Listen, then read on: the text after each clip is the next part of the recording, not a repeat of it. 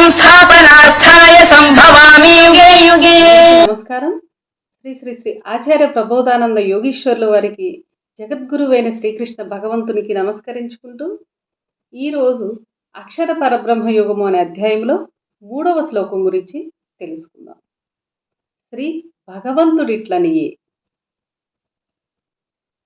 అక్షరం బ్రహ్మ పరమం స్వభావోధ్యాత్మముచ్యతే భూతభావోద్భవకరో విసర్గః కర్మ సంజ్ఞితః. ఈ శ్లోకము ప్రకృతి మరియు పరమాత్మ గురించి వివరించారు. భావము: అన్నిటికంటే శ్రేష్టమైన నాశనరహితమైనదే బ్రహ్మము. తన్ను తాను తెలుసుకోవటమే ఆధ్యాత్మికము అనబడును. జీవరాశుల ఉనికికి కారణమైన లెక్కాచారమును కర్మ అందురు. వివరము: మొదటి ప్రశ్నకు జవాబుగా అన్నిటికంటే శ్రేష్టమైన నాశనరహితమైనదే బ్రహ్మము అని చెప్పారు.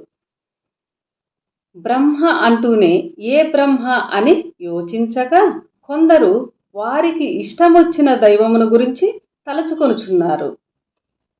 చాలామంది చతుర్ముఖ బ్రహ్మ అనుకోవటము జరుగుచున్నది. బ్రహ్మము అనున్నది పేరు కాదు, అది ఒక గొప్పతనమును తెలుపు పదము. బ్రహ్మ అనగా పెద్దది అని అర్థము చేసుకోవాలి. విశేషతను చూపునప్పుడు బ్రహ్మ పదమును ఉపయోగించుచుందురు. బ్రహ్మాండము, బ్రహ్మరథము అను పదములు కూడా విశేషతను చూపునవే.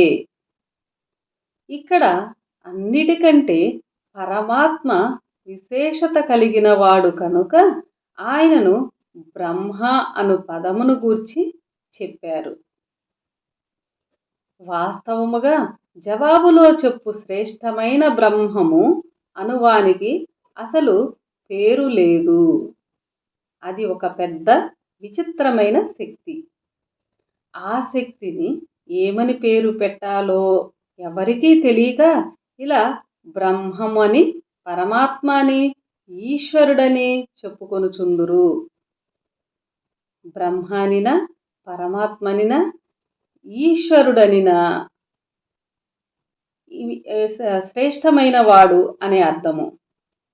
ఈశ్వరుడని చెప్పుకొనుచుందురు. బ్రహ్మానిన, పరమాత్మనిన, ఈశ్వరుడనిన అవి పేర్లు కాదు. బ్రహ్మ అంటే పెద్దదని, పరమాత్మ కంటే, ఆత్మ కంటే వేరైన వాడని, లేక ఆత్మ కంటే శ్రేష్టమైన వాడని అర్థము. అట్లే ఈశ్వరుడు అంటే అధిపతి అని అర్థము. వాస్తవానికవి పేర్లు కావని, ఏదీ కాని వానికి ఏ పేరు పెట్టాలో ఎవరికీ తెలియదనియే చెప్పవచ్చును. పరమాత్మ స్త్రీలింగము కాదు, పురుషలింగము కాదు. అందువలన ఒక చోట పురుషునిగా, ఒక చోట స్త్రీగా ఎట్లు చెప్పినా సరిపోవచ్చున్నది.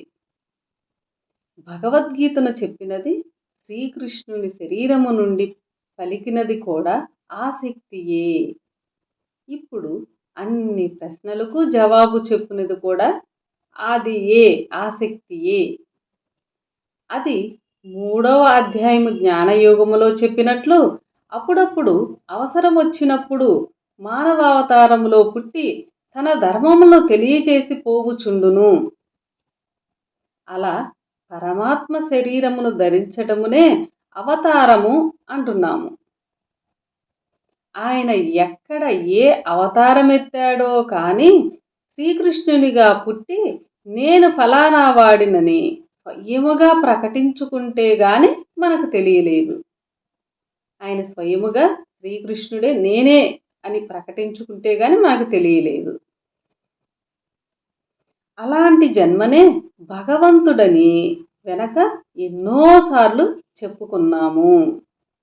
భగవంతుడైన వాడు అర్జునుడు అడిగిన 2వ ప్రశ్నకు ఏమి జవాబు చెప్పాడు అని చూడగా, తన్ను తాను తెలుసుకోవటమే ఆధ్యాత్మికము అన్నాడు.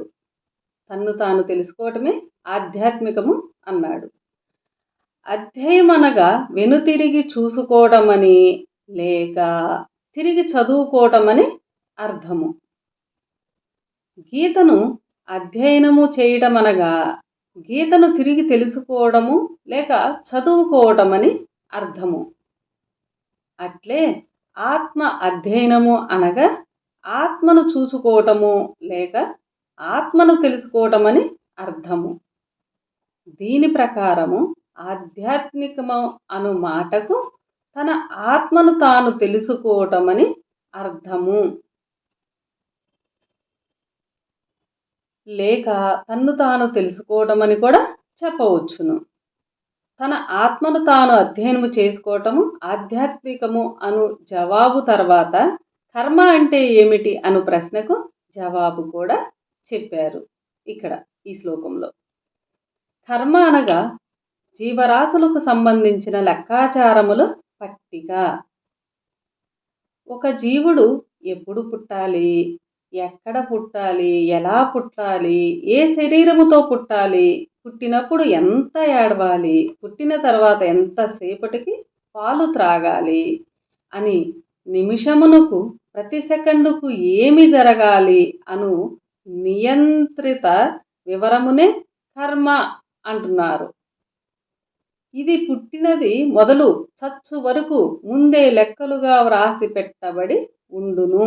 ఈ కర్మ అనేది ఆ రాతనే కర్మ అంటున్నారు.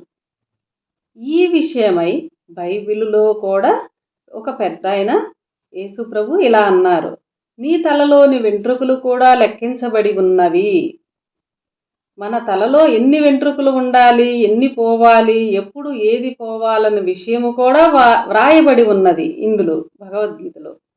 అట్లే ఎన్ని మార్లు కనురెప్ప మూసి తెరవాలో కూడా వ్రాయబడి ఉండగా జీవితంలో జరుగు పెద్ద చిన్న కార్యములన్నీ లిఖితమై ఉన్నాయని ఆ వివరమునే కర్మ అంటారని తెలుసుకోవాలి. విసర్గ అనగా నియంత్రించబడిన ఉన్న లెక్కాచారమని తెలుసుకోవాలి. దాని ప్రకారమే జీవితంలో ప్రతి చిన్న పెద్ద పని జరుగుతున్నదని దాని అనుభూతిని జీవుడు పొందుచున్నాడు. ఇంతటితో సమాప్తం.